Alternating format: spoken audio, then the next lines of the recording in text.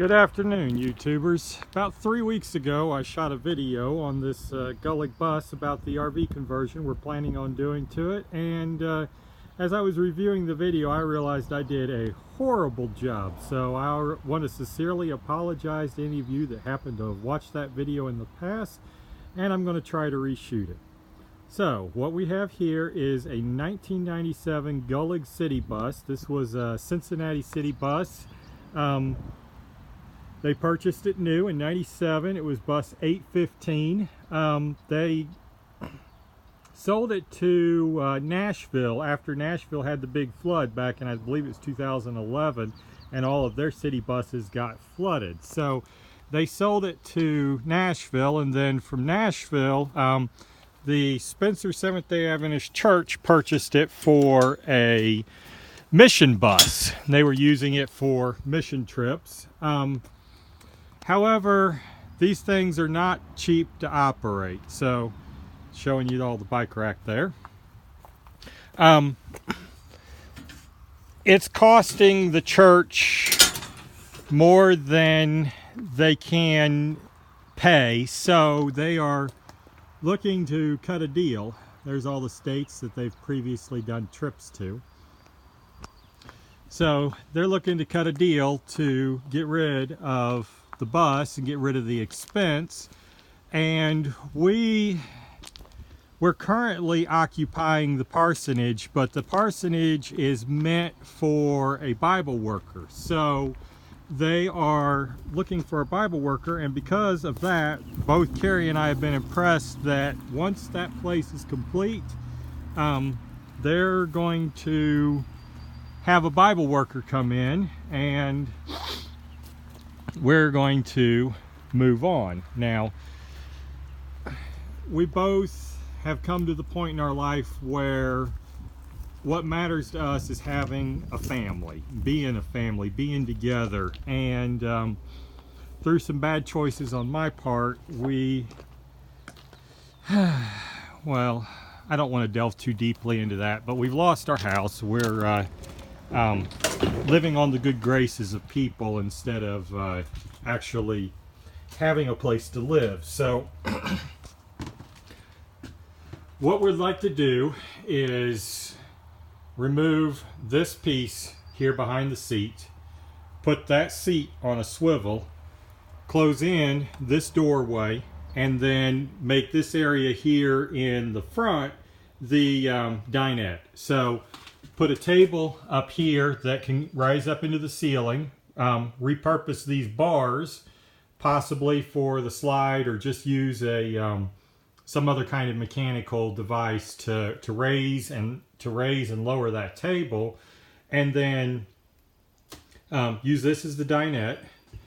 Have the table so it goes all the way down, and then we can put mattresses on top of it, use it as a bunk if need be. When it was a mission bus, they built these two bunks here, but I'd like to put the kitchen there. Carrie insists that she has to have her piano, so I'm thinking that's going to go there. We could repurpose these seats to make a dinette table, but been there, done that, not really fond of it, so I'd really rather have the larger space of converting that. Have a refrigerator back here, have a bathroom back here.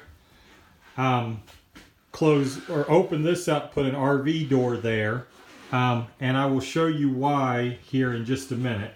And then back here, make this the master bedroom, queen size bed back there, closet here, and then of course the bathroom in this area. Now this bus has a plywood floor, so it should be pretty easy to pull it out and put in a more sturdy floor. As you can see, places like this, it's buckling a little, and we've got some damage up here that we're going to need to fix.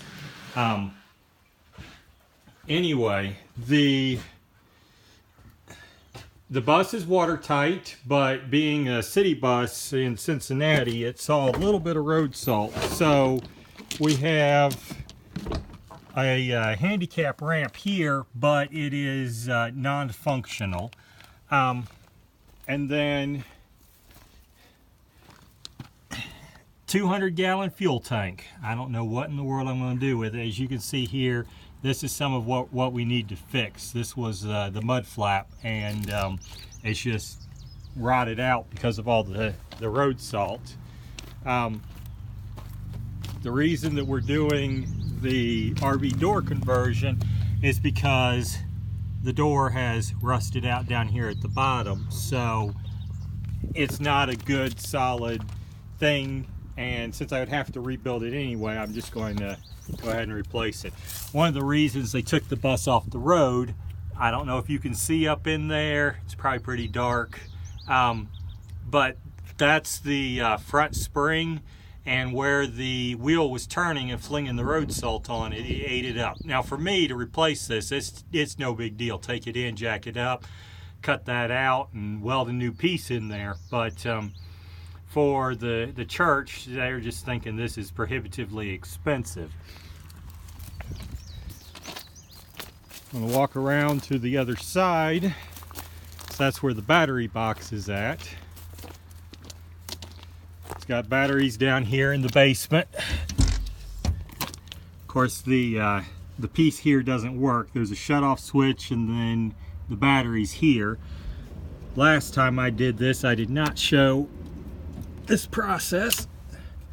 Anyway, that's all there is to flipping on the batteries. And then back here in the back, you have the engine access. And you have controls here where you can actually control the engine from the rear. As you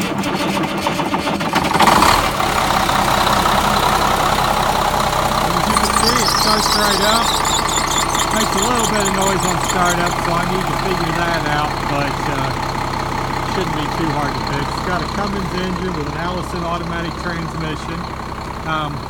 And then up here is the other reason I reshot the video. It makes a horrendous alarm noise inside because the air tanks have rotted out. And you can see right there's 4 air tanks across the bottom of it, and it's just rusted through.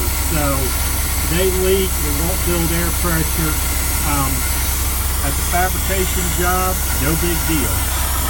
But looking towards the back, you can see there's all kinds of room up underneath this bus for tanks, for basement storage, for whatever we want to do with it. So anyway, it's not good for a diesel engine to start up and then shut right off. So I'm going to let this thing idle for a little bit. I hope you all have a blessed day, and look forward to keeping you abreast of the project as it happens.